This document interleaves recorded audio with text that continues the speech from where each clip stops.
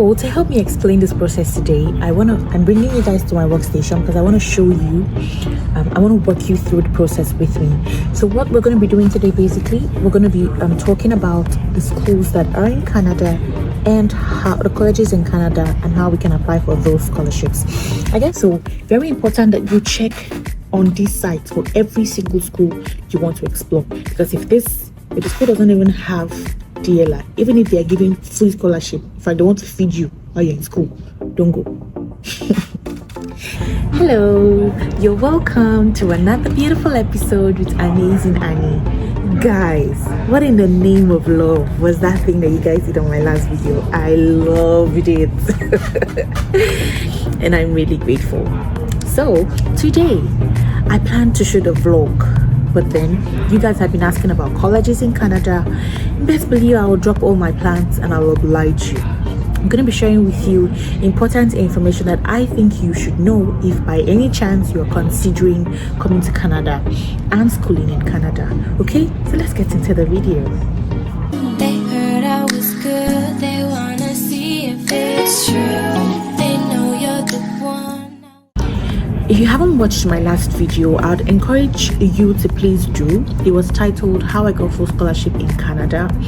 That video sort of informs a lot of information that I'll be giving here today. So please, by all means, go check that out after you watch this one. Now, the first question I want to answer is, what are the key differences between colleges and universities? Now, when we're talking about universities in Canada, they are more research based. So they come with that idea that you want to focus on the educational system. You want to get into the educational system. So you want to be a professor, you want to get into lecturing, but they're more research based. Okay. On the other hand, which is for colleges, they are more hands-on practical knowledge. So if you are one person who's considering getting a job immediately after school, like a lot of people are, you should be tending towards the college area. But those programs allow you to get a job immediately, almost immediately. And another reason is because they have co-op. So when it comes to co-op, colleges have co-op, they're like internships, but then most co-ops are paid for and others are not. So you may work free, you may work and be paid. But it is important because those colleges allow you to build Canadian work experience, which is very important. To get a good job in Canada without work experience is like trying to, in fact, let me not even get into those colloquial expressions, but then it is difficult, to be very honest. So colleges would also avail you that opportunity a little more than universities will. Just like many other universities around the world, in universities in Canada, you're able to get BSc programs, master programs, and even postdoctoral, which is PhD. But then on the college side, there are 4 different kind of programs that are available there. So we have postgraduate certificates, which are usually 1 year.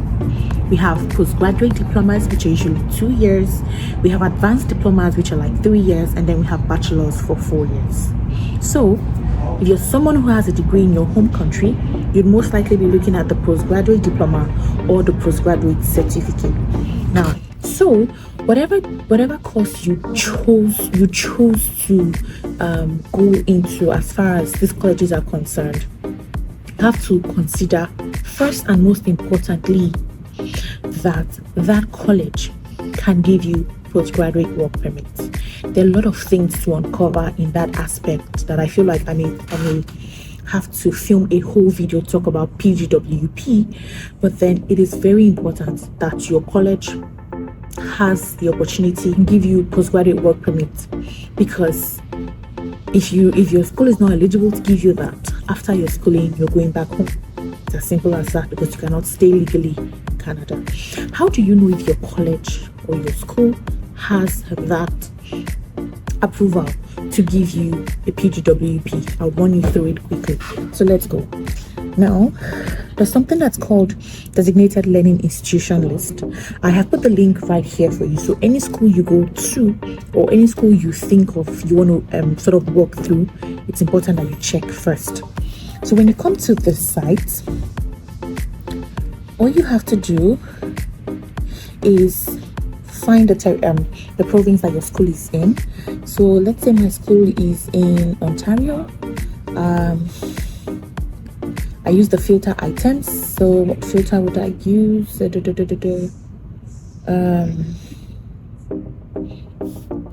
could just possibly type the name of your school, so Seneca College, and you can see it. Yes here. So if it's not eligible, I don't want to type a school that's not, you would see no.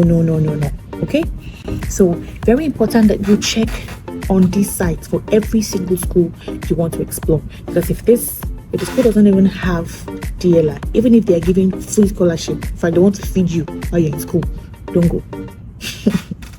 Talking about scholarship today, let's get into the meat of the matter. I got a lot of questions. Oh, Annie, can you share the link? Oh, Annie, where do I find these small scholarships you were talking about? Oh, Annie, how do I? Yes, you have to be resourceful, okay? What I'm going to do today is just show you where to start. It'll be back on you to explore the options, to find these options, okay? I just want to show you, okay, if you find a school, how do you search that school has scholarship? I'm just going to show you how I do it for a few schools, and I'm going to let you explore as much as you can. Good. So the first school I'll be starting with today is Seneca College. So we're going to search for Seneca College. Okay, so we will just get right into it. So when you get into the homepage, this is what it looks like. And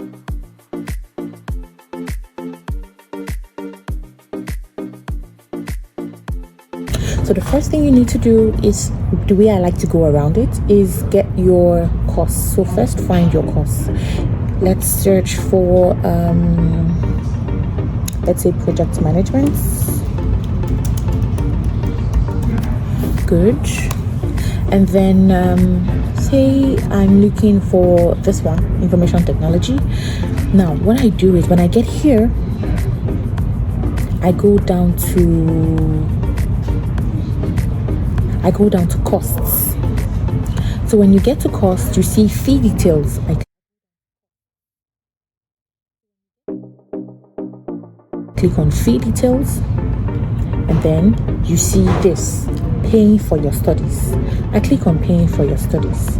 Here you get to see the different ways you can pay for study. OSAP. Now you are not qualified for OSAP except you're already a permanent resident in Canada or you live in Canada. So OSAP is a fee that government gives to Canadian residents to help them go through school. So OSAP is not for you if you're coming from your home country. Now awards, scholarship and bursaries. When we click on that, we can see the scholarships that are available for us. This thing we call available programs. Entrance awards. And for entrance awards, when you are coming from your home country, you should be looking at the entrance awards more, because that allows you to get scholarship even while you're still in your home country. However, the chances of you getting the scholarship when you haven't gotten an admission is close to zero. Okay, so you have to first of all make the move of getting admission in the school. When you've gotten admission in the school, then you can apply for the scholarships that the school has. Okay, so that is what this is about. So you can go through the eligibility, see what you can match. Explore it, guys, explore it, okay? And don't see something and feel like, oh, I can't get it, it's not for me. Another thing, you have to start on time. So if you're thinking of going to school in 2024, by now you should have gotten admission, you should have been getting your scholarship by now. I'm not even joking, because these applications have deadlines, and if you're not applying on time, your chance of getting it is zero. Okay, so that is for this college. So I'm letting you know that these schools have the scholarships. I'm not giving you bobo.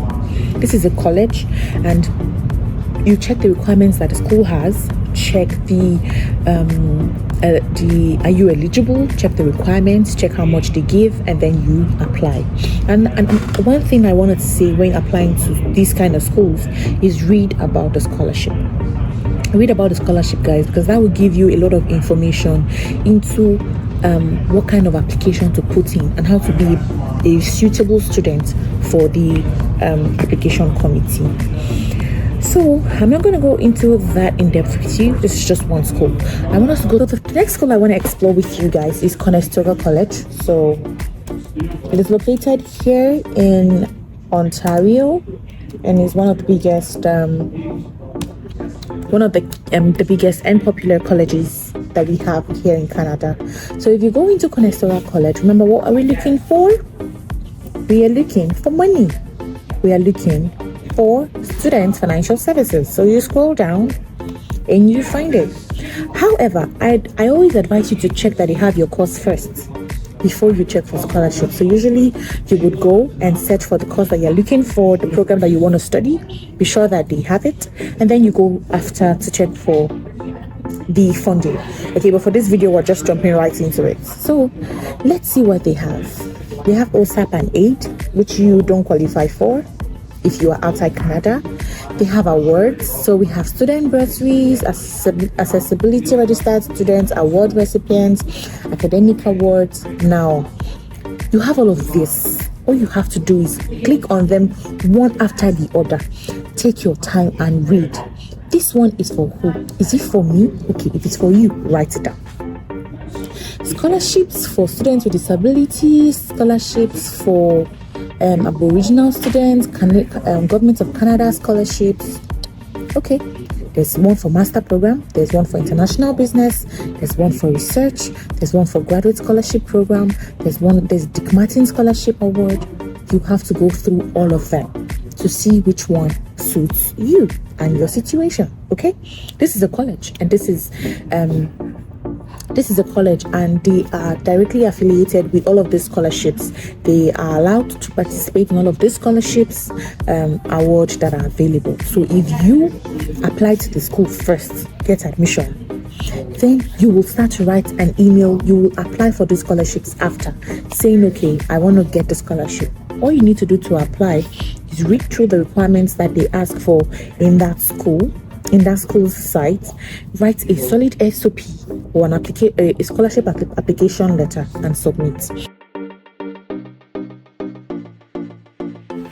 So these are external awards. You can go through all of them to see which suits you the best. Flywire is one that I'm very aware of. They're quite popular. You have to read through the application, read through the scholarship. The more knowledgeable you are about the scholarship, the better your chances of packaging a good application. Okay, and as you can see there, anybody can apply. Basically, that's what it says. So go through it and see if it matches what you are looking for. Another very popular one I know about is Iconic. Yes, please guys, check out Iconic. Okay, if whatever school you are applying for, check if they have Iconic. These are the small scholarships I was talking about. So you see this 2,000, 10,000, 1.8. Don't say it's too small. Just apply and see how many you can get. Okay, that would be able to cover for your fees. So as you keep exploring them, you would get more opportunities. So thank you for watching my video. I hope you enjoyed it, and I hope I gave you enough information. Someone mentioned that they want to hear about SOPs, so let me know what you want. Talk to me in the comment section. Tell me what you want. I am here for you. Okay, I just want to know what you want to hear, and I'm going to make a video on it. Thank you so much for your love, and see you in my subsequent videos. Bye.